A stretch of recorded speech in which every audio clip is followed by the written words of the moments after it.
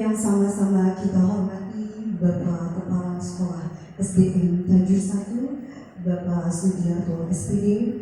Yang kami hormati Bapak dan Ibu Dewan Guru SDN Tajur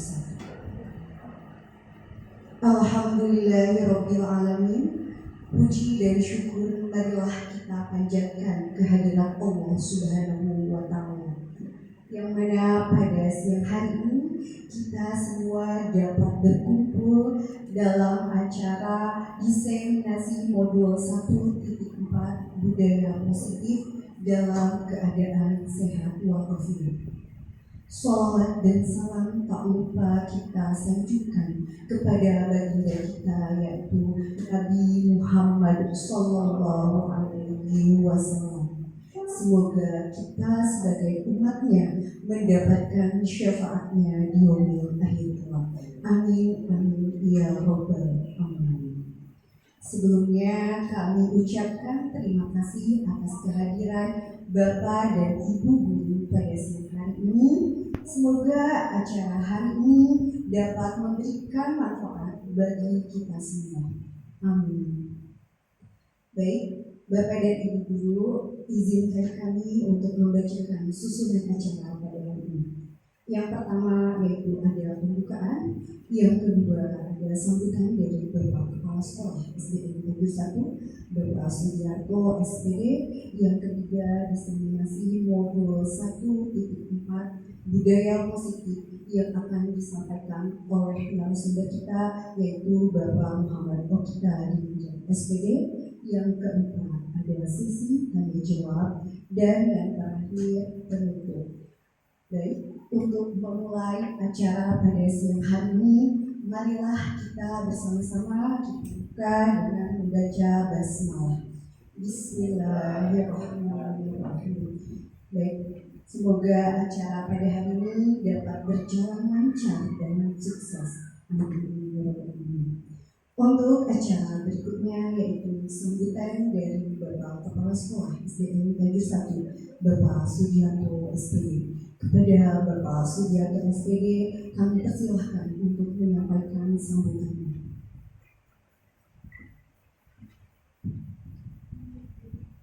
Bismillahirrahmanirrahim. Assalamualaikum warahmatullahi wabarakatuh. Selamat siang bagi kita semuanya. Bapak dan Ibu Guru yang saya hormati, Alhamdulillahirabbil alamin wa bihi nasta'in wa ala rabbina waddin. Wassalatu wassalamu ala asyrafil anbiya'i wal mursalin wa ala alihi wa sahbihi ajma'in. Allahumma shalli ala sayyidina Muhammad wa ala ali sayyidina Muhammad. Yang pertama, saya ucapkan terima kasih kepada Ibu ini selaku pembawa acara di siang hari ini. Yang saya hormati Bapak dan Ibu Dewan Guru SDN Tajur 1. Yang saya hormati Pak Oki selaku narasumber di hari ini dalam kegiatan diseminasi modul 4.1 tentang budaya positif. Alhamdulillah, puji syukur kita panjatkan kehadirat Allah Subhanahu wa Ta'ala yang telah memberikan nikmat sehat walafiat kepada umat Islam, sehingga pada siang hari ini kita bisa diberikan kesempatan untuk bisa hadir dalam rangka kegiatan diseminasi. Sholawat serta salam marilah kita sama-sama haturkan kepada penghulu Nabi besar Muhammad Sallallahu Alaihi Wasallam. Pada kegiatan siang hari ini, yang pertama saya ucapkan terima kasih kepada seluruh Dewan Guru yang sudah hadir untuk memenuhi undangan dalam kegiatan diseminasi di siang hari ini. Tak lupa juga saya ucapkan terima kasih kepada Bapak Muhammad Oki Inanjar yang sudah memfasilitasi kegiatan di hari ini dalam rangka satu rangkaian kegiatan, mungkin menjadi sebuah tagihan bagi Bapak Oki ini selaku guru penggerak, di mana semua yang sudah dirancang oleh Pak Oki ini dalam rangka kegiatan memenuhi prosedur guru penggerak. Tahun ini SD Tajur 1 memang baru Pak Oki ya meluruskan atau bisa menjadi sebuah jembatan buat kita semuanya. Kalau Pak Oki ini lulus, berapa bulan Pak Oki? 6 bulan. 6 bulan ini mungkin baru tahap awal gitu ya Pak ya. Nanti kedepannya ada kegiatan-kegiatan yang lain. Mudah-mudahan dengan adanya Pak Oki menjadi salah satu guru penggerak di Tajur 1, ini bisa mewarnai SDN Tajur 1, terutama dalam proses kegiatan pembelajaran. Karena bukan hanya guru yang dituntut menjadi penggerak di sekolah, tapi semua elemen yang ada di sekolah itu. Apalagi artinya Pak Oki menjadi guru penggerak tidak didukung oleh kita semuanya yang hadir pada siang hari ini.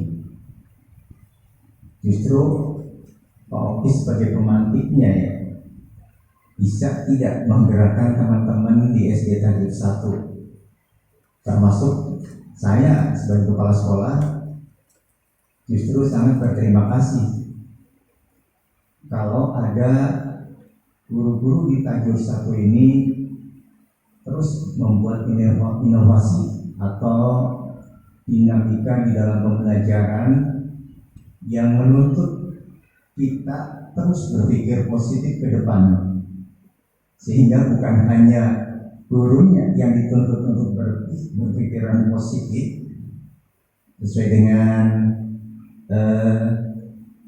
modul kali ini 1.4 ini kaitan dengan budaya positif.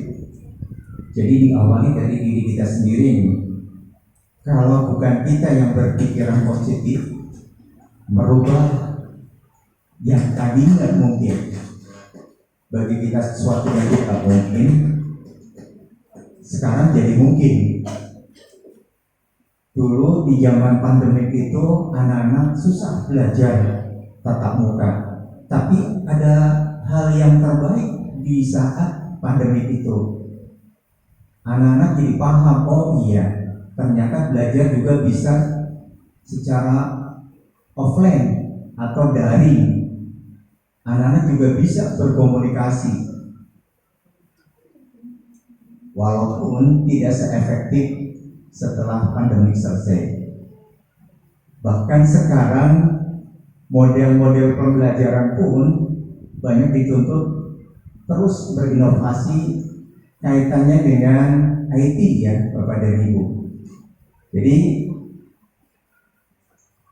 IT ini menjadi satu sumber pembelajaran yang diharuskan untuk menghadirkan konsep-konsep pembelajaran yang memang sulit untuk dikonkretkan di ruang kelas. Ini bisa dihadirkan di saat kita menghadirkan dalam bentuk video atau mungkin dalam bentuk gambar yang membuat anak berpikiran bukan abstrak lagi tapi bisa konkret. Nah, diawali dengan hari ini ya Bapak dan Ibu, kita nanti akan mendengarkan bagaimana yang dimaksud dengan budaya positif. Apakah gurunya, apakah siswanya, apakah kepala sekolahnya, apakah sarana dan prasarananya yang ada di SD Tajur 1 ini sudah memenuhi prosedur munculnya budaya positif itu sendiri. Oleh karena itu, saya tidak akan panjang lebar karena durasi waktunya juga tidak lama ya Bapak dan Ibu. Saya berharap Bapak dan Ibu semuanya bisa menyimak Dan kalau nanti ada hal-hal yang perlu didiskusikan, kita sama-sama di ruangan ini. Itu saja, sekali lagi ucapan terima kasih atas kehadiran Bapak dan Ibu, dan selamat kita mendengarkan paparan nanti yang tadi disampaikan oleh Bapak Oki. Kurang lebihnya mohon maaf. Ilahi taufiq wal hidayah. Assalamualaikum warahmatullahi wabarakatuh. Warahmatullahi wabarakatuh. Hatur nuhun kepada Bapak Sugeng SPD yang sudah menyampaikan informasinya. Untuk berikutnya yaitu acara diseminasi modul 1.4 budaya positif yang akan dipaparkan oleh Bapak Okita Dinaja. Pada Bapak Oki, kami tersebut yang lainnya.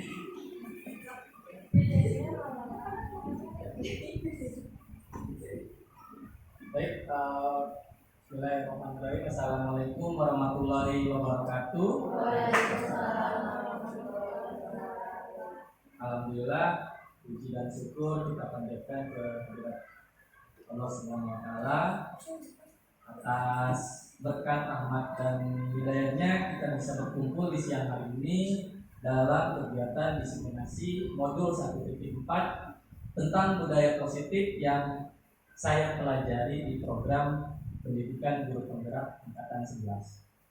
Di sini saya bukan ingin menggurui, saya ingin berbagi pengalaman pembelajaran tentang apa-apa yang ada di dalam modul tersebut. Sebelum itu, terima kasih juga saya ucapkan sebesar-besarnya kepada Bapak Kepala Sekolah yang telah memfasilitasi kegiatan ini, Pak Sudiarto SPD. Terima kasih juga kepada teman-teman guru SDN Kajur 1 serta staf pendidikannya. Lebih lanjut, modul 1.4 ini saya berfokus tentang budaya positif yang bisa kita implementasikan di sekolah, khususnya di SDN Kajur 1.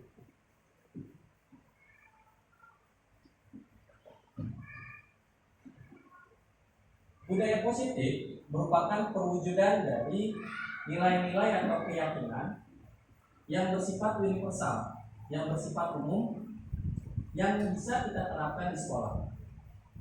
Budaya positif ini dapat mendorong murid untuk mampu berpikir, bertindak, dan mencipta sebagai proses memerdekakan dirinya, sehingga murid mampu mandiri dan bertanggung jawab atas tindakan yang ia kehendaki. Konsep inti pada modul 1.4 ini tentang budaya positif itu ada 6. Yang pertama yaitu perubahan paradigma belajar, di mana kita dituntut untuk merubah pendekatan yang biasanya kita lakukan. Yang kedua, ada disiplin positif dan nilai-nilai kebajikan universal yang bersifat umum. Ketiganya yaitu motivasi, hubungan antara hukuman dan penghargaan, dan restitusi. Yang keempat, ada keyakinan keras. Yang kelima, kebutuhan dasar manusia. Dan yang terakhir, restitusi itu sendiri. Untuk yang pertama, pembelajaran dengan paradigma baru, alhamdulillah di SDN Kajur 1 sekolah kita ini telah sedikit banyak melaksanakan pembelajaran berdiferensiasi.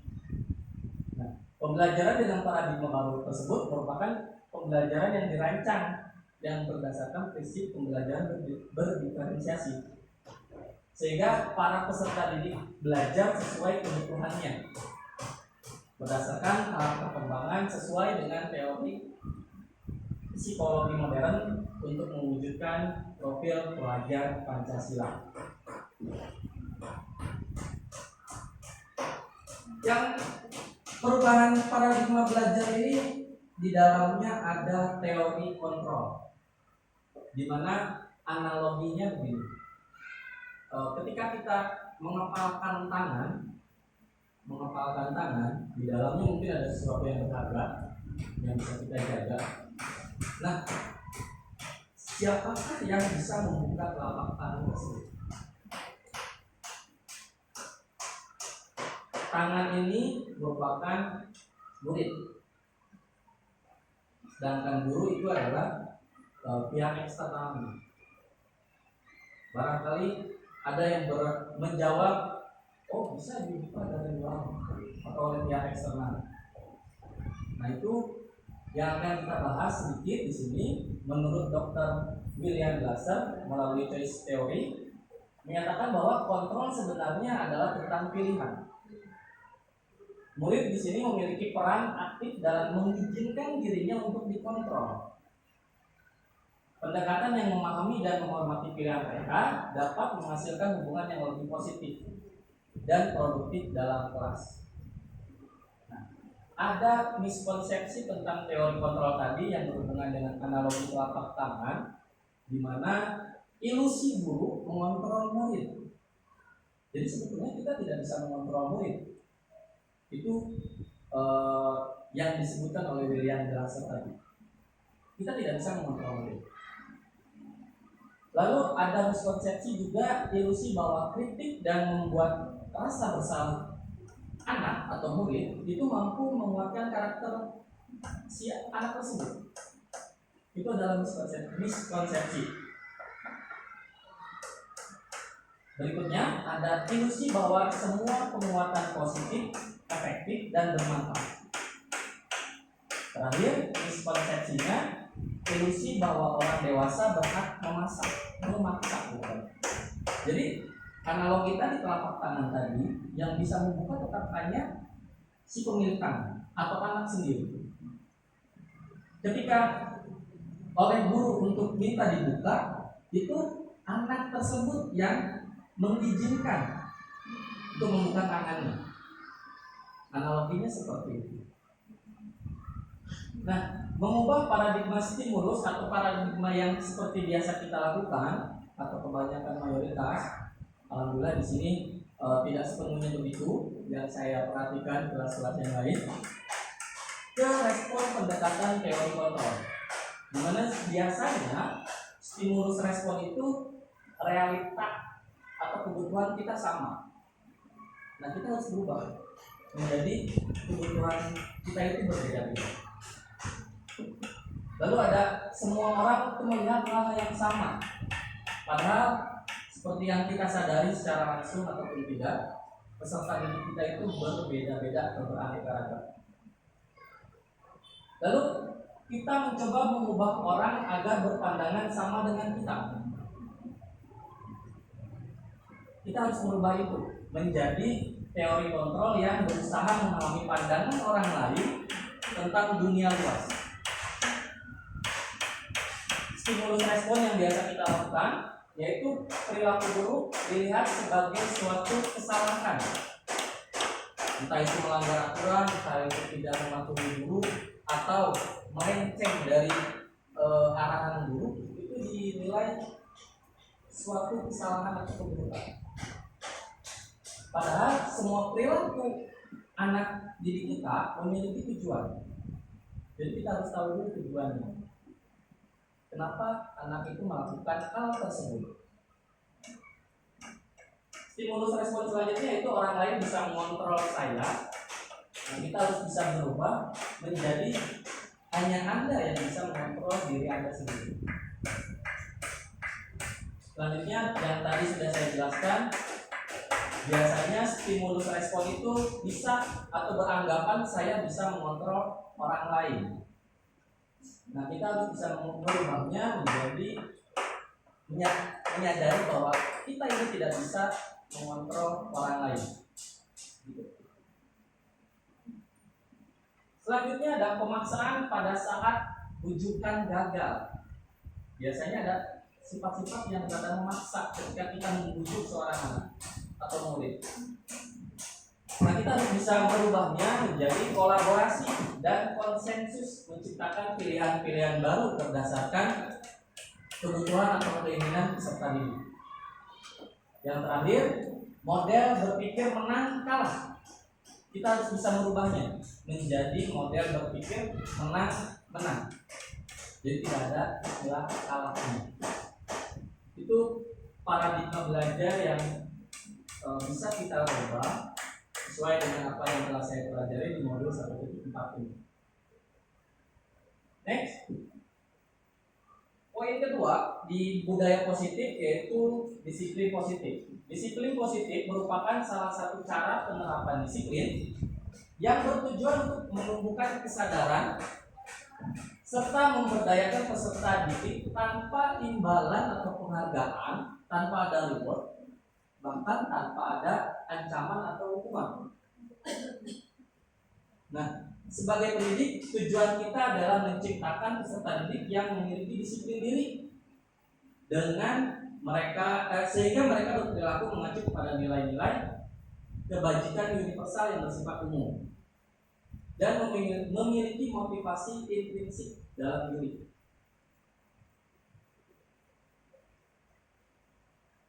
Nah, nilai-nilai kebijakan universal ini saya ambil dari modul 1.4. Jadi di sana sudah ada organisasi yang menyebutkan kebajikan universal yang paling utama yang kita adopsi atau kita adaptasi di sekolah ini adalah profil pelajar Pancasila, di mana yang sama-sama kita ketahui poin-poinnya yaitu beriman dan bertakwa kepada Tuhan Yang Maha Esa dan berakhlak mulia, berkebinekaan global, gotong royong, mandiri, kreatif dan bernalar kritis. Sedangkan di organisasi yang lain, Ibo Primary Program itu mereka mengutamakan toleransi, rasa hormat, integritas, mandiri, menghargai, antusias, empati, keingintahuan dan lain sebagainya. Lalu organisasi yang lainnya mengutamakan tentang life skill atau keterampilan hidup, di mana yang paling utama itu dapat dipercaya. Jadi mereka mengutamakan kepercayaan, lurus hati, mendengar yang aktif dan tidak merendahkan orang lain, serta memberikan yang terbaik dari diri. Ini salah satu dari banyak organisasi yang menggunakan nilai-nilai kebajikan universal. Bisa kita adopsi di dalam kelas kita menjadi sebuah keyakinan kelas yang insya Allah nanti akan saya bahas sedikit. Nah, tidak terbatas hanya profil pelajar Pancasila saja. Kita bisa mengembangkannya di dalam kelas sesuai dengan kebutuhan siswa-siswa yang kita ajarkan. Poin ketiga dari budaya positif yaitu motivasi perilaku manusia, di mana ini terbagi ke dalam dua motivasi, yaitu motivasi ekstrinsik dan motivasi intrinsik. Di mana yang ekstrinsik ini bersifat masih dari luar, yaitu untuk menghindari ketidaknyamanan atau hukuman. Contoh lainnya, untuk mendapat imbalan atau penghargaan dari orang lain, itu masih termasuk ke dalam motivasi ekstrinsik, motivasi dari luar. Sedangkan motivasi intrinsik itu untuk menjadi orang yang mereka inginkan dan menghargai diri sendiri dengan nilai-nilai yang mereka percaya, nilai-nilai yang tadi kebajikan universal itu. Nah, untuk lebih dalam atau lebih lanjutnya, di sini ada hukuman dan konsekuensi yang termasuk ke dalam motivasi ekstrinsik, di mana hukuman ini bersifat tidak terencana atau tiba-tiba. Ketika ada anak atau murid kita datang terlambat, langsung pada saat itu juga terkena hukuman. Lalu ada juga murid yang tidak tahu apa yang akan terjadi atau tidak dilibatkan. Tadi mungkin secara tiba-tiba mereka dapat hukuman. Mereka beranggapan, kenapa ini? Gitu. Serta bersifat satu arah dan hukuman itu biasanya bersifat psikis dan atau fisik. Itu yang termasuk ke dalam hukuman. Sedangkan konsekuensi itu bisa jadi terencana atau telah disepakati sesuai peraturan Tetapi tadi mungkin jangka panjangnya akan ketergantungan. Lanjut lagi dari konsekuensi, yaitu murid tetap dibuat tidak nyaman dengan konsekuensi yang ada. Kenapa? Karena bukan dari peserta didiknya sendiri. Lalu sikap guru selalu memonitor murid, jadi merasa tertekan. Ini yang termasuk ke dalam konsekuensi. Sedangkan motivasi intrinsik, yaitu restitusi, ini proses menciptakan kondisi bagi murid untuk memperbaiki kesalahan. Jadi tanpa kita sadari, mau tidak mau, kesalahan yang dilakukan murid itu pasti akan terjadi. Nah, bagaimana kita akan mensikapinya? Di dalam proses restitusi ini ada terjadi proses kolaboratif yang mengajarkan murid untuk mencari solusi sendiri. Itu ya. Next.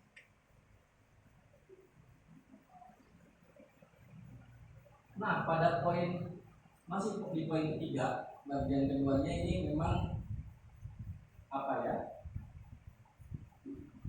Sebetulnya bagi saya baru, sebetulnya. Makanya ketika mempelajari modul 1.4 ini banyak sekali yang bisa dijadikan sebagai acuan. Dimana menurut Alpicot tahun 1993 ini dihukum oleh penghargaan, bahwa penghargaan berlaku sama dengan hukuman. Dalam arti meminta atau membujuk seseorang melakukan sesuatu untuk memenuhi suatu tujuan tertentu dari orang yang meminta atau membujuk. Dorongan motivasinya bersifat eksternal dan akan ada faktor ketergantungan.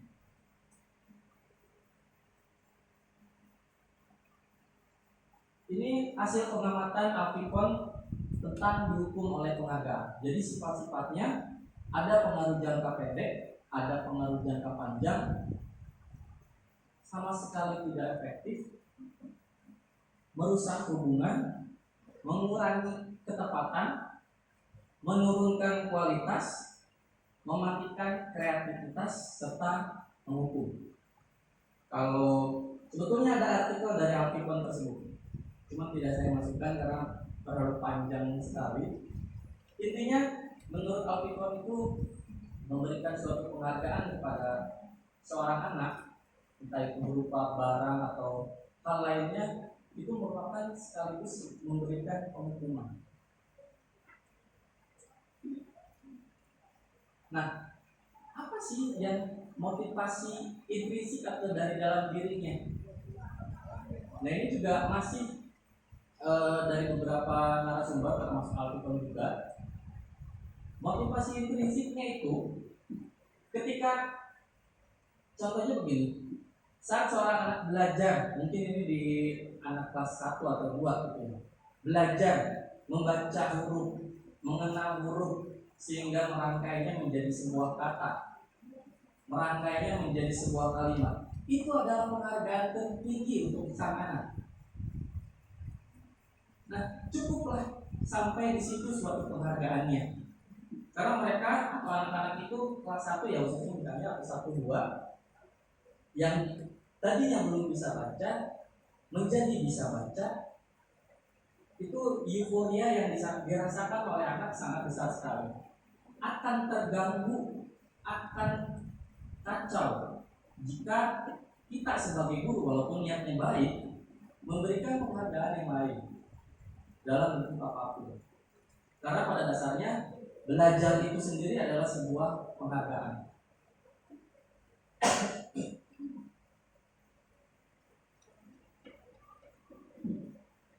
Poin selanjutnya pada budaya positif ini yaitu keyakinan kelas. Mengapa keyakinan kelas bukan peraturan kelas?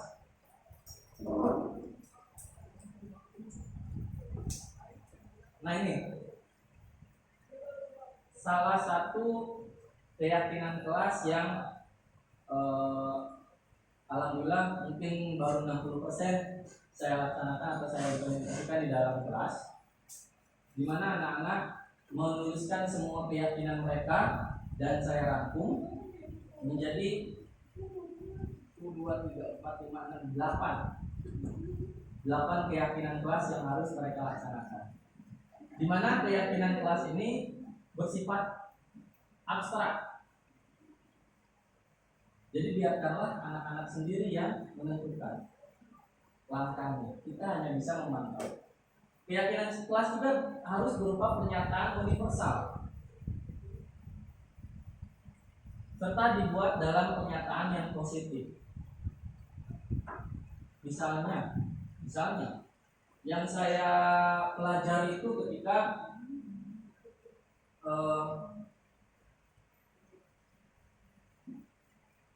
datang tepat waktu pukul 7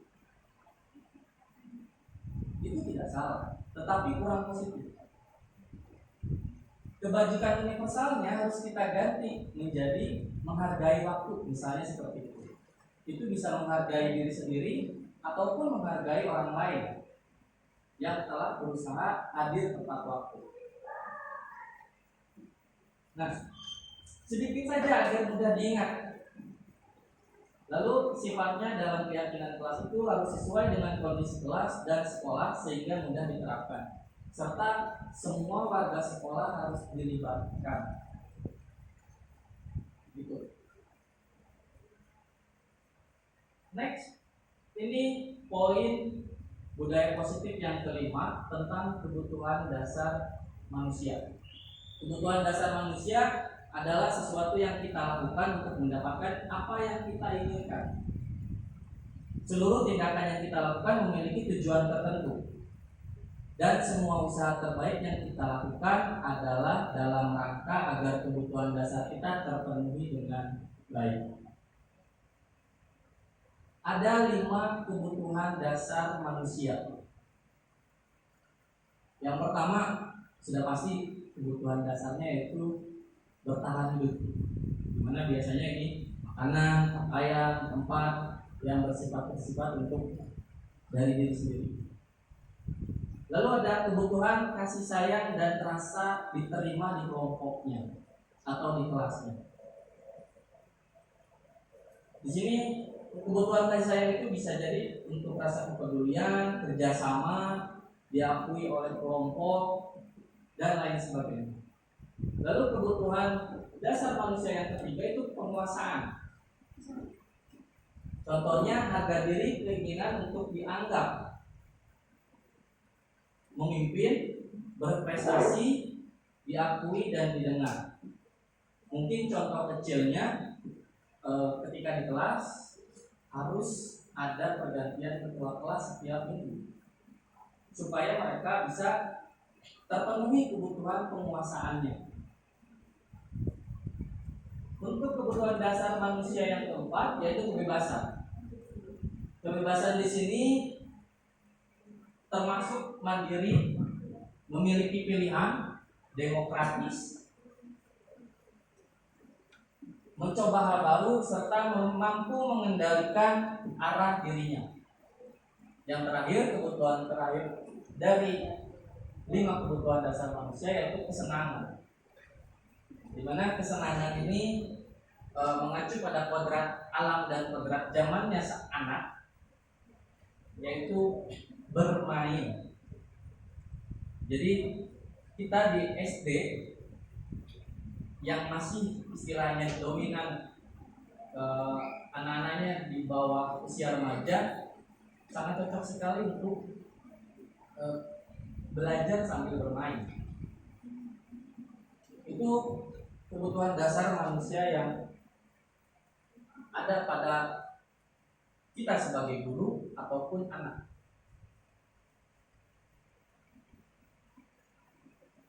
Poin terakhir, restitusi di dalam budaya positif itu merupakan proses kolaboratif yang mengajarkan murid untuk mencari solusi ketika timbul suatu masalah dan membantu murid berpikir tentang orang seperti apa yang mereka inginkan.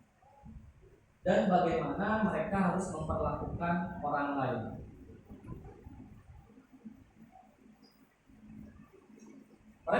Restitusi ini dibagi menjadi dua, yaitu posisi kontrol buruk dan segitiga restitusi. Saya akan tampilkan videonya nanti tentang posisi kontrol buruk apa yang biasanya kita pakai atau tanpa kita sadari kita laksanakan di dalam kelas. Di mana posisi kontrol buruk ada 5. Yang pertama penghukum, yang kedua pembuat merasa bersalah, yang ketiga teman, yang keempat pemantau, dan yang paling mungkin levelnya paling tinggi bisa kita katakan yaitu manajer. Nah, ini posisi kontrol guru terhadap anak. Ini saya akan berikan contohnya mungkin hanya 2 posisi ya, teman dan manajer. Kalau penghukum sebetulnya sudah jelas sekali, ketika ada anak salah langsung kita hukum, berarti posisi kontrol gurunya ada di posisi penghukum. Ini untuk video posisi teman.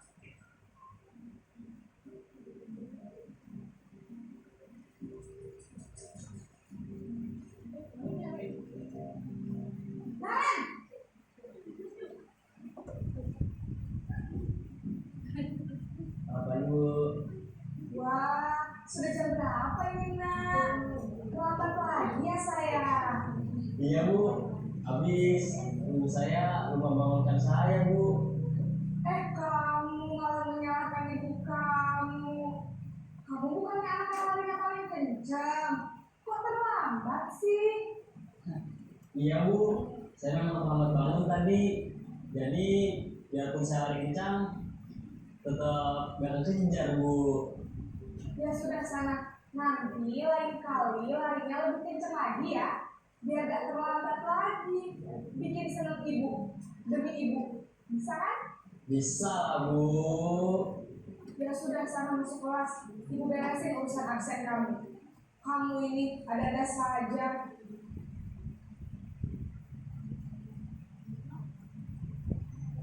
Itu ya untuk posisi teman. Sedangkan untuk posisi manajernya masih dengan aktor yang sama, masalah yang sama, tetapi posisi kontrol yang berbeda. Naren!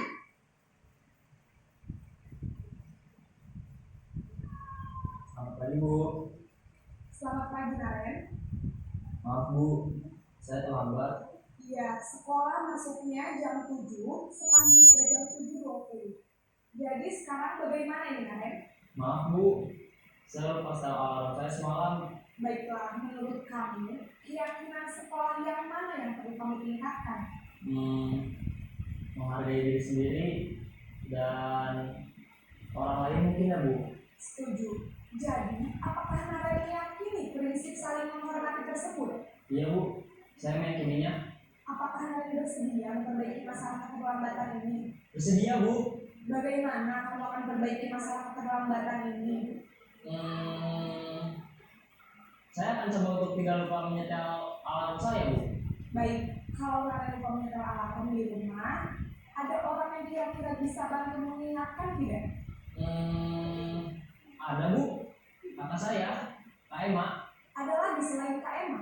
Selain Kak Emma, ada ibu saya. Baik, jadi yang mengingatkan Naren adalah Kak Emma dan ibu kamu ya. Kira-kira akan mulai setel alarm kapan ya Naren? Setelah pulang sekolah, akan segera saya lakukan. Baik, jadi Naren akan setel alarm untuk bangun besok pagi dan akan diingatkan oleh kakak dan ibunda Naren ya. Ada lagi yang mungkin perlu dilakukan Naren agar tidak terlambat bangun lagi? Tidak ada, Bu. Baik, Naren. Terima kasih untuk bersama kamu. Sekarang kamu perlu kembali ke kelas untuk belajar. Baik, Bu. Terima kasih. Oke. Itu ya contoh video posisi kontrol guru bagian teman dan manajer. Kalau saya perhatikan, termasuk saya pribadi, itu masih dalam posisi kontrol seorang teman, bahkan maksimalnya pemantau, belum sampai ke manajer. Makanya yuk kita bareng-bareng, ternyata posisi kontrol guru itu betul-betul bermanfaat bagi perkembangan murid, terutama yang mengalami kesulitan atau yang mengalami masalah. Nah ini kita refleksi ya, walaupun tadi memang tidak dijelaskan secara detail, tapi saya yakin Bapak dan Ibu bisa membedakan dari pertanyaan-pertanyaan ini, posisi kontrol apakah aku. Kamu tidak pernah benar melakukannya. Sekarang beliau melakukan 3 kali. Posisi kontrol penghukum. Betul ya? Ini merupakan posisi penghukum.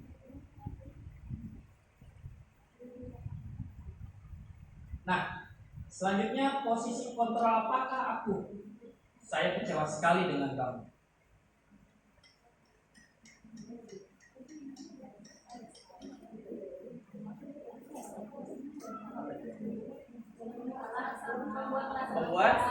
Pembuat rasa bersalah.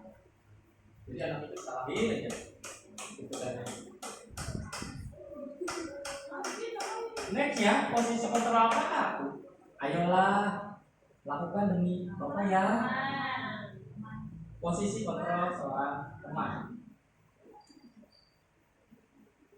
Nextnya, posisi kontrol apakah aku.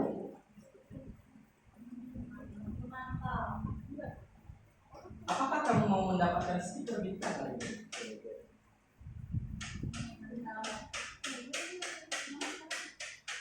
Memantau. Kita lihat jawabannya. Betul, memantau. Jadi bisa. Jadi ada konsekuensi. Nah, kita guru ini memantau apakah anak tersebut menjalankan konsekuensinya. Begitu. Sedangkan yang terakhir, bagaimana kamu bisa menyelesaikan masalah ini? Nah, seorang manajer itu mengembalikan kembali masalah yang anak timbulkan kepada anak tersebut untuk diselesaikan. Begitu posisi kontrol seorang manajer. Ini seorang manajer. Nah, di dalam restitusi tadi ada bagian yang kedua, yaitu segitiga restitusi, di mana saya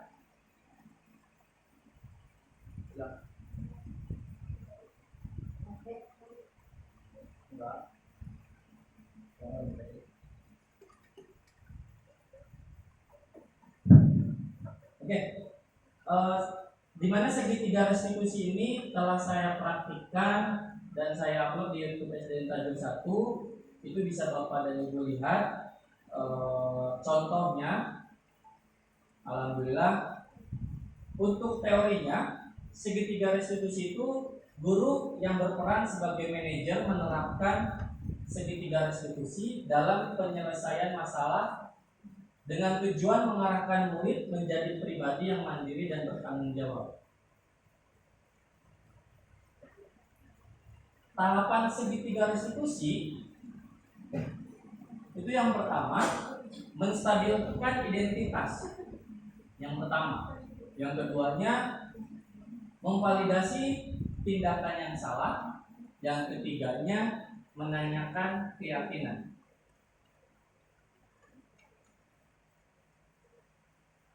Nah, menstabilkan identitas ini harus berdasarkan prinsip membuat kesalahan adalah bagian dari proses pembelajaran, di mana kita harus menggeser identitas gagal ke identitas sukses.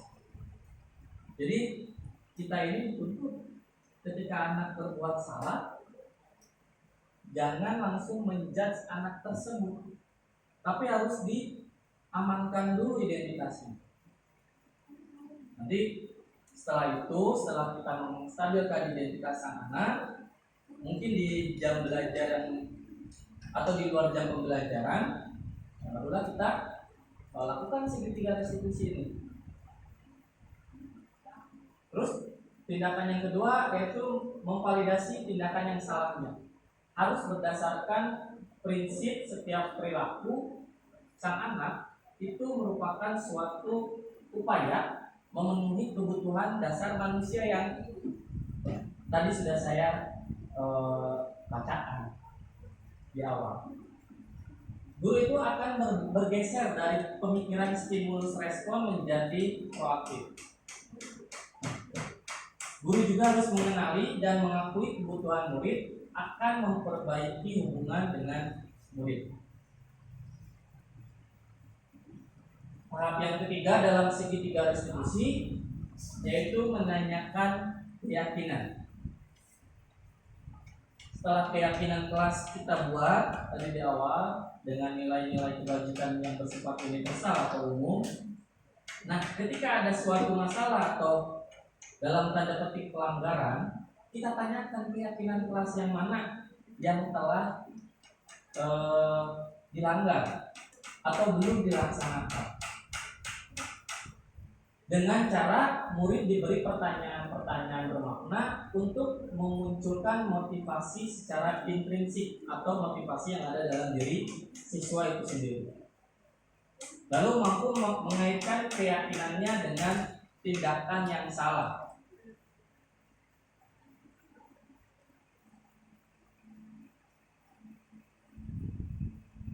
Seperti teori kontrol yang di awal sudah saya sebutkan, ada miskonsepsi juga di tahap segitiga restitusi, yaitu tidak semua masalah yang berkaitan dengan budaya positif bisa diselesaikan dengan restitusi. Jadi miskonsepsinya, misalnya keterbatasan kognitif, kurangnya motivasi, dan pengaruh keluarga di rumah, itu tidak bisa kita selesaikan dengan restitusi. Murid dengan keterbatasan kognitif atau intelektual, termasuk berkebutuhan khusus atau gangguan mental, mungkin akan kesulitan memahami proses segitiga restitusi dan mengambil tanggung jawab atas perbuatannya. Jadi itu harus ada guru pendamping yang ekstra yang betul-betul mengenali kebutuhan murid tersebut. Jadi kita harus berkolaborasi mengatasi masalah ini dengan pihak keluarganya atau dengan guru yang betul-betul ahli dalam bidangnya. Miskonsepsi restitusi yang kedua yaitu pilihan tindakan yang dilakukan murid dalam proses restitusi itu ditentukan oleh guru, bukan muncul dari kesadaran murid. Walaupun kita sudah tahu kesalahannya di mana, kebutuhan apa yang dia ingin capai, tetapi kebanyakan guru itu menentukan solusinya. Misal, sang anak datang terlambat karena macet, gitu ya. Kita menentukan, sang guru itu menentukan, makanya kamu bangunnya pagi. Nah itu menurut buku yang saya baca ini di modul 1.4 tentang budaya positif hanya akan menimbulkan motivasi ekstrinsik, bukan intrinsiknya. Begitu. Contoh di dalam miskonsepsi ini yaitu proses restitusi yang efektif harus didasarkan pada dialog, refleksi, dan partisipasi aktif murid. Dengan demikian murid dapat mengembangkan kesadaran diri empati dan keterampilan problem solving yang bermanfaat bagi masa depan mereka. Jangan tadi yang terlambat datang, kita tanyakan balik, masalahnya apa? Macet Pak. Apakah ada cara lain untuk menghindari macet tersebut? Biarkan si anak itu yang menjawab. Biarkan si anak itu yang menentukan. Jangan tiba-tiba kita ujuk-ujuk, makanya kamu bangunnya pagi-pagi biar gak kena macet jalanan. Begitu. Harus berasal atau dari kebutuhan atau kesadaran murid itu sendiri. Nah, dari kesekian banyak tentang budaya positif tadi, bisakah kita melakukannya?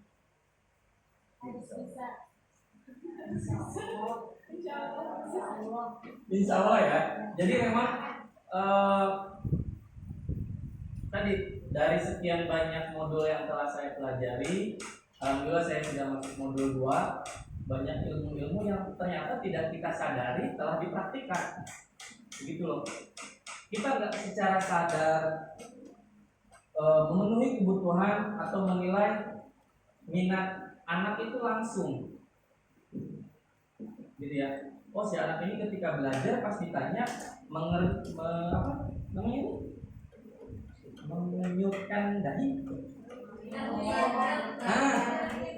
begini gitu ya. Nah, begitu. Mengerutkan, ya, itu kan salah satu menilai atau menganalisis kebutuhan siswa ya. Ketika kita tanya si anaknya ditanya gitu gini, nah itu juga termasuk ke dalam modul yang ada dalam guru penggerak ini. Kita secara sadar, kita sudah setiap hari di dalam kelas, sudah setiap hari mengerjakan pekerjaan mulia ini, ternyata ada dasar yang bisa kita pegang, yaitu di guru penggerak atau pendidikan guru penggerak ini. Makanya yuk, bulan Agustus nih sebentar lagi mungkin baru ada pembukaan untuk PP, insya Allah berarti sebentar lagi ada pembukaan untuk CGP-nya. Maka diikuti angkatan 12.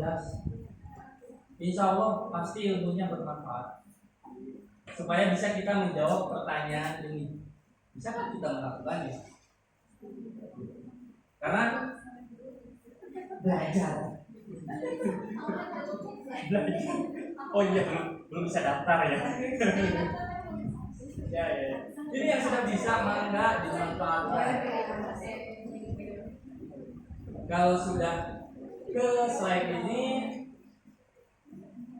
ya alhamdulillah berarti diseminasi modul 1.4 tentang budaya positif pada program pendidikan guru penggerak angkatan 11 Kota Bogor ini telah selesai saya sampaikan. Selanjutnya saya ucapkan kembali terima kasih kepada rekan-rekan guru sekalian di SD Tanjung 1 atas partisipasinya. Terima kasih juga saya ucapkan kembali kepada Pak Sudiarto karena telah memfasilitasi ruangan, memfasilitasi sarana dan prasarana lainnya sehingga kegiatan ini bisa berjalan dengan lancar. Saya tutup dengan wabillahi taufiq wal hidayah. Assalamualaikum warahmatullahi wabarakatuh. Saya kembalikan. Oke, terima kasih banyak ya. Mungkin setelah tadi Pak Oki memaparkan, tadi ada ilmu baru. Mungkin menurut saya ada ilmu baru bagi saya khususnya. Tadi ada 5 posisi kontrol guru. Ya, mungkin Bapak Ibu sudah lebih tahu ya. Kalau saya sendiri baru ya, bahasanya baru mendengar gitu kan. Jadi kan itu ilmu baru ya, khusus bagi saya gitu ya. Tadi 5 posisi kontrol guru, ada penghukum, ada pembuat merasa bersalah, ada teman, ada pemantau, dan ada manajer. Bahkan kami berdua pun sering dinilai oleh beliau dalam mengajarnya begitu.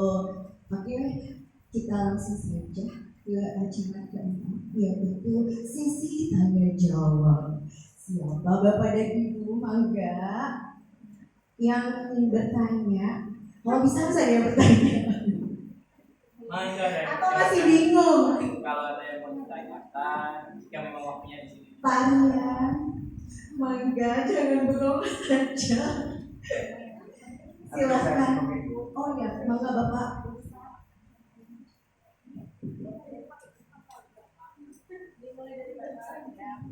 Ya, terima kasih Bu Ilmi, Pak Oki.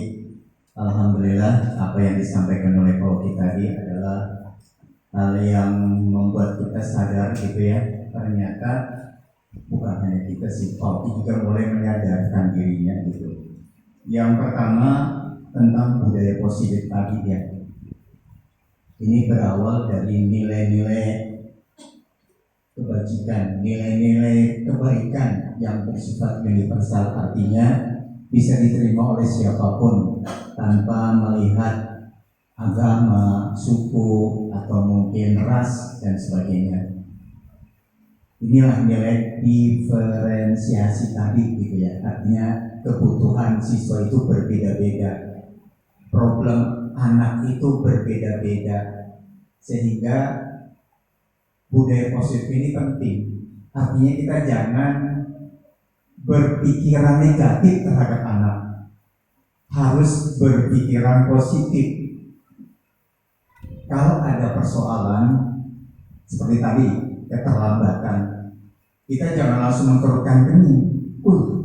Muka kita sudah langsung beda gitu menghadapi. Harusnya budayanya positif. Kita harus berpikiran positif terhadap anak yang punya problem, sehingga pemecahannya pun nanti anak akan menemukan sendiri solusi yang tadi disampaikan oleh Pak Oki.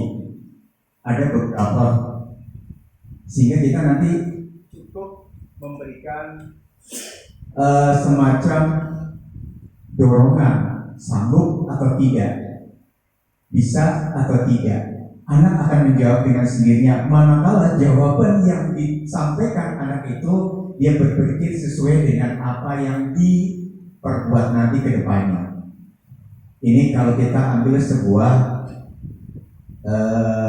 paradigma baru tadi. Jadi paradigma kita dalam memecahkan persoalan, terutama persoalan di kelas yang seringkali terkadang kita menjadi tadi yang pertama malah penghukum, sehingga anak tidak bisa berkembang proses berpikirnya, karena setiap kali salah pasti dihukum. Nah, ini paradigma barunya kita harus beralih. Kalau bisa manajerial tadi, memanage supaya anak bisa memecahkan persoalan sendiri tanpa kita masuk di dalamnya. Kita hanya menanyakan, sanggupkah anak-anak, gitu tadi. Ini yang disebutkan tadi. Mudah-mudahan ini bukan hanya sekedar teori yang kita dapatkan di hari ini.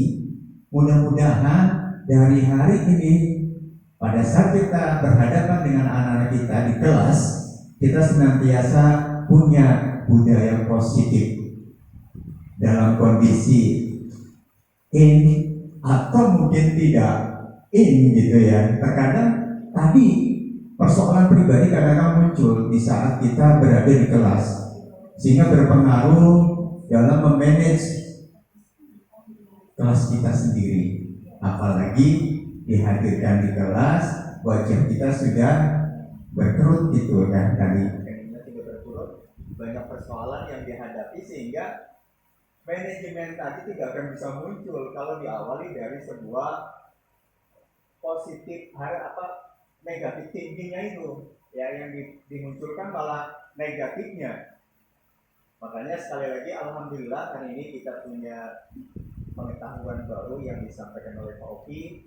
Mudah-mudahan modul-modul berikutnya juga bisa didesimasikan kembali ya kepada teman-teman kita, karena kita biasanya lebih mudah mencerna dalam diskusi seperti ini daripada kita membaca. Kadang-kadang kalau membaca perlu pemahaman, perlu waktu khusus. Kalau begini kan enak. Oh iya, apalagi studi kasus-kasus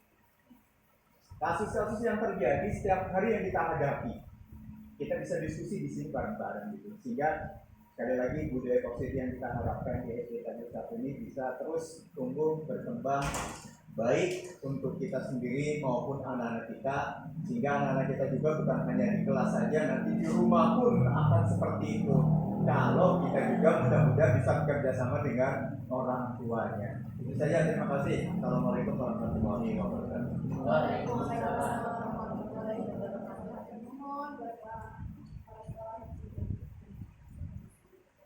Berikutnya siapa lagi yang akan bertanya?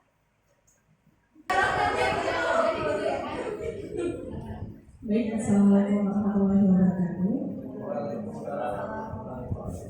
Mungkin sedikit di sini mengenai restitusi, maaf. Kan di situ ada hukumannya, ada hukuman ada banyak. Satunya itu dengan hukuman dengan penghargaan. Bisa nggak lebih lanjut sebenarnya hukuman dengan penghargaan itu seperti apa? Apakah takutnya kita sudah menerapkannya dan lebih gak enaknya kalau misalnya sebenarnya itu kita kasih kan hukuman dengan penghargaan, berarti ada penghargaan yang kita kasih ke anak. Nih, takutnya jadi kebiasaan kita tuh hanya fokus ke penghargaannya aja, tapi nggak tahu nih ada sisi apa di balik penghargaan kan? Soalnya judulnya kan hukuman dengan penghargaan. Bisa dijelasin nggak contohnya itu apa? Harus bisa. Kemudian satu lagi, kedua, restitusi deh. Restitusi itu kan yang tahap yang pertama ya, dia harus mengetahui kalau dia itu salah. Dia melakukan kesalahan kan ya. Dia mengidentifikasi diri ya, masalah betul. Dia itu kan harus tahu deh kalau dia itu salah.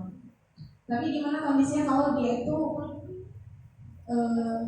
yang dilakukannya itu adalah sebuah kebiasaan. Dia sudah biasa seperti itu, dia nggak tahu kalau itu salah, bahkan keluarganya aja juga seperti itu. Contohnya, saya sendiri ketika di kelas nanya sholat subuh belum, ada yang belum, ada yang sudah. Ketika yang nanya yang belum, ketika ditanya anaknya, kenapa belum sholat subuh? Kan kita nanya kesalahan dia ya, salah dia. Kemudian dia menjawab, nggak ada yang bangunin bu. Itu alasannya. Kemudian saya bertanya lagi, kenapa nggak pasang alarm? Kenapa tidak dibangunin sama orang tua? Kemudian dia bilangnya seperti ini, mama saya aja nggak sholat subuh bu. Itu kan kesalahan yang sudah dianggap biasa. Nah, jadi gimana caranya kita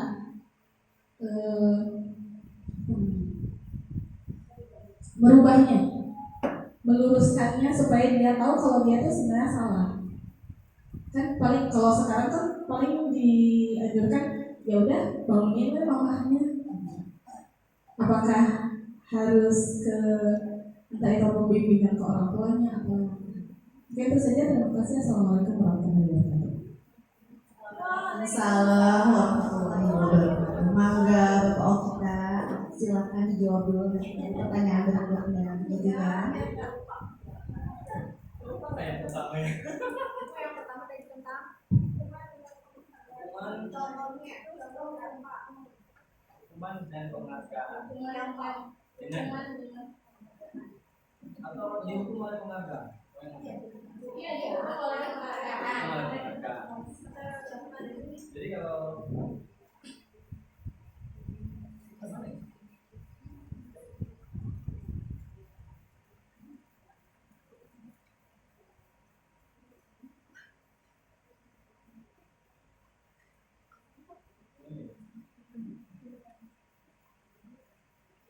Bu Jana menginginkan contoh dari dihukum oleh penghargaan.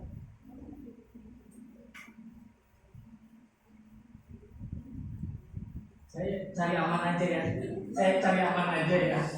Cari amannya itu ketika saya menilai, ketika kita di kelas berkolaborasi dengan Bu Hilmi dan Bu Nisa. Bu Hilmi dan Bu Nisa ini mengadakan kuis yang berhadiah waktu itu sebuah pulpen dan pulpen atau alat tulis. Pada saat itu saya biarkan kegiatan tersebut dilaksanakan. Kenapa? Karena tidak semua murid tahu alasannya mengapa guru tersebut membagikan sebuah pulpen. Hanya tahunya ketika bisa jawab, dapat pulpen. Mungkin tujuan Bu Nisa dengan Bu Ilmu waktu itu baik. Tadi sebagai sebuah penghargaan atas kemampuan dia memahami sebuah materi. Tetapi motivasi yang timbulnya itu bukan dari diri si anak. Makanya ketika kegiatan tersebut selesai dan saya pun telah mempelajari modul ini, saya memberitahu kepada Bu Nisa dan Bu Ilmi bahwa tindakan itu kurang tepat. Di dalam modul 1.4 tentang budaya positif, hukuman dan penghargaan atau ancaman sekalipun itu boleh dilakukan terakhir sekali. Bahkan himbauannya jangan sampai dilakukan himbauannya. Contoh realnya perankingan yang saat ini dianggapnya telah dihapus, tidak ada ranking 1 sampai dengan terakhir. Mungkin hanya kepedulian kita yang istilahnya bertujuannya untuk memotivasi si anak, disebutkanlah ranking 1 sampai 5, misal seperti itu. Sedangkan yang 6 sampai terakhirnya tidak. Nah itu mungkin untuk 5 orang merupakan sebuah penghargaan, tetapi untuk yang lainnya tidak. Cenderung mereka akan iri kepada yang 5 ini. Sedangkan tujuan kita adalah seluruh peserta didik mendapatkan sebuah keadilan, merasakan kebahagiaan ketika belajar di dalam kelas. Itu contoh yang bisa saya mungkin berikan tentang penghargaan sekaligus hukuman atau dihukum oleh penghargaan. Jadi ya anak yang dapat pensil aja itu yang istilahnya termotivasi. Oh yang lain waktu itu Bu ini saya tanya kan yang lain juga jadi ikut pengen jawab kan. Nah pengen jawabnya kan cuma hanya ingin dapat pulpen saja. Dia pengen dapat pulpen, pengen jawab. Motivasinya bersifat ekstrinsik, bukan dari diri sendiri atau menghargai guru tersebut. Mungkin salah satu contohnya itu ya, tentang dihukum oleh penghargaan. Selanjutnya tadi permasalahan restitusi. Mungkin kalau yang saya bisa bayangkan,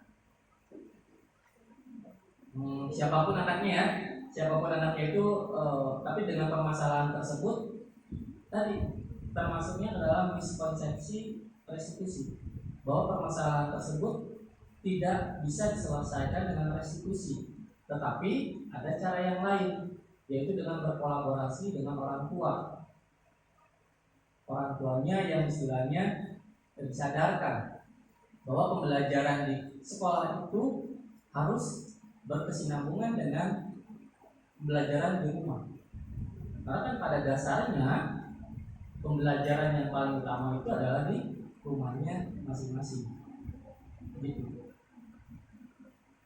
Kembali lagi ke dalam pembahasan atau pokok filosofi dasar pendidikan nasional diajar Dewantara, bahwa kita itu harus punten melihat atau menyesuaikan kodrat alam dan kodrat zamannya.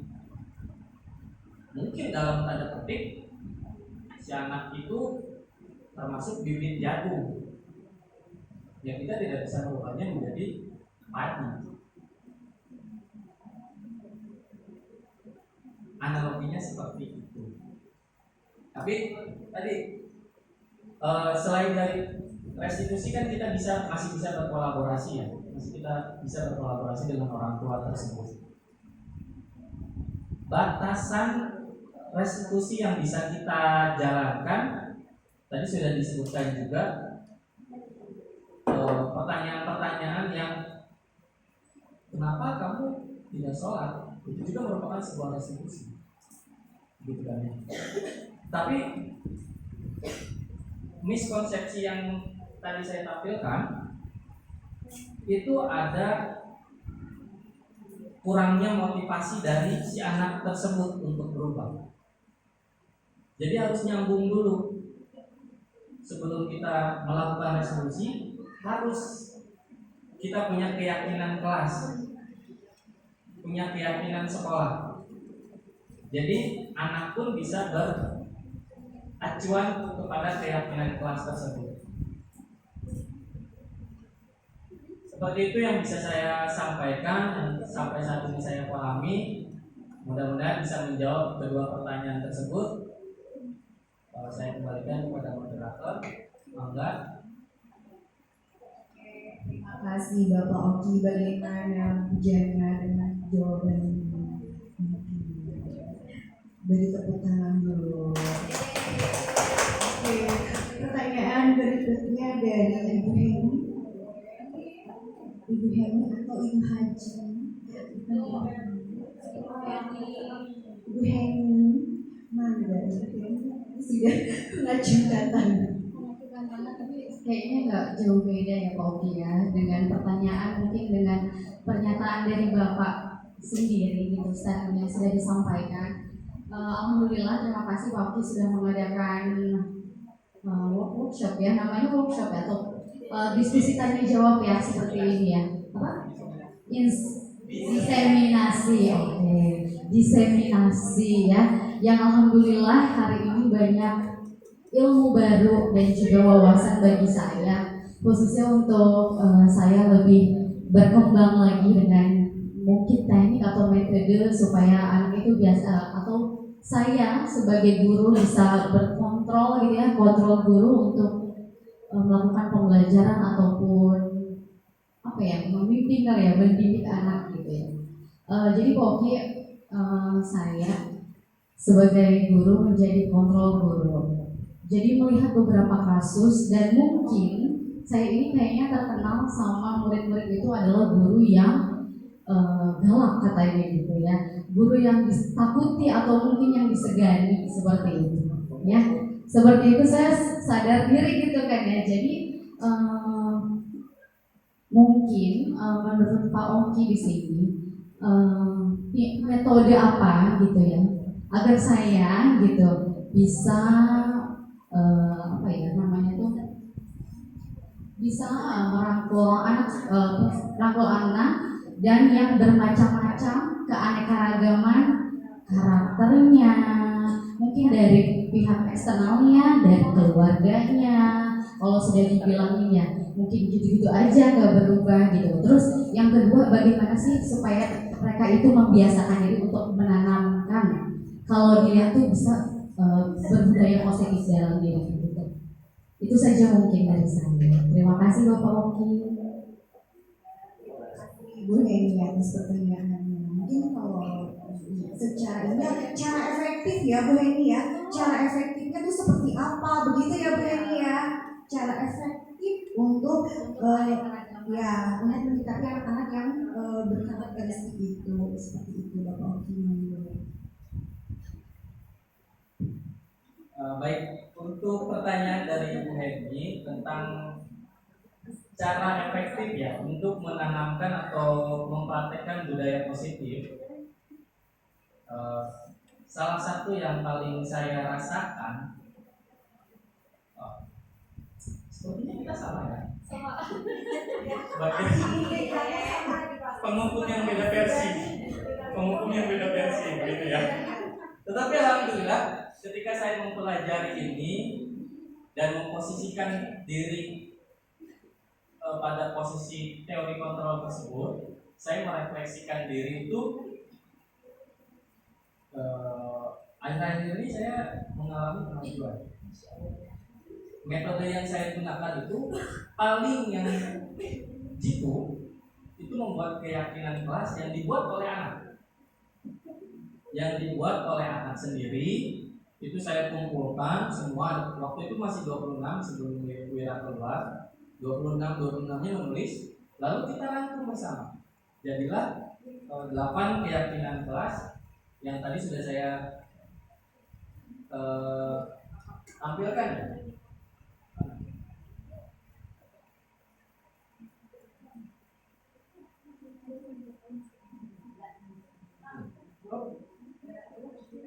Nah ini, dari 8 keyakinan kelas ini bersumber dari peserta didik di kelas 6A. Dari 26. Semuanya saya rangkum tadi harus memenuhi sifat-sifat dari keyakinan kelas yang bersifat universal, kebajikan universal atau umum. Nah, makanya saya rangkum. Ini yang paling yang istilahnya jitu sekali kita lakukan. Jadi buat dulu kesepakatan dari mereka untuk mereka yang membuat, mereka yang menjalankan, mereka juga yang nanti akan bertanggung jawab. Kalau sampai saat ini saya nggak ada pasti. Nah, kita tanya melakukan tindakan segitiga restitusi tadi. Tuh, kalau kemarin itu saya ambil contoh apa ya? Anak sering main anak sering terlambat ke sekolah. Ternyata dia itu malamnya begadang main game. Gitu. Nah, pada kegiatan main game ini ternyata kan kalau kita analisa si anak tersebut sedang memenuhi kebutuhan bagian kesenangan, senang main game sehingga lupa waktu, sehingga berakibat bangunnya terlambat.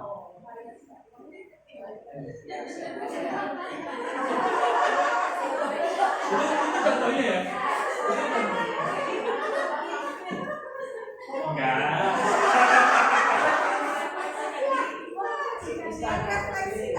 Nah, itu kan refleksi. Biar aman aja gitu. Budaya yang positif itu adalah suatu perwujudan dari nilai-nilai dan keyakinan universal yang diterapkan di sekolah dan dapat mendorong murid untuk mampu berpikir, di mana konsep inti budaya positif itu ada perubahan paradigma belajar, ada disiplin, ada teori kontrol, dan keyakinan kelas serta kebutuhan dan restitusi. Berdasarkan pertanyaan-pertanyaan yang telah diperhatikan oleh teman-teman secara garis besarnya hampir sama ya Pak Oki ya, mengenai restitusi itu sendiri, bahwa solusinya itu bukan guru yang memberikan solusi langsung, tapi anak sendiri tersebut yang yang memberikan solusinya sendiri dengan berdasarkan keyakinan kelas yang sudah disepakati. Mungkin Oki, keyakinan kelas di sini sama dengan kesepakatan kelas kah? Ya, sama ya. Jadi, kalau kesepakatan kelas itu mungkin secara terperinci, sedangkan keyakinan kelas di sini secara globalnya. Begitu ya Pak Oki ya? Baik, Bapak dan Ibu semua, hatur nuhun atas waktunya. Mohon maaf atas segala kekurangannya. Akhirul kalam, wabillahi taufiq wal hidayah. Wassalamualaikum warahmatullahi wabarakatuh.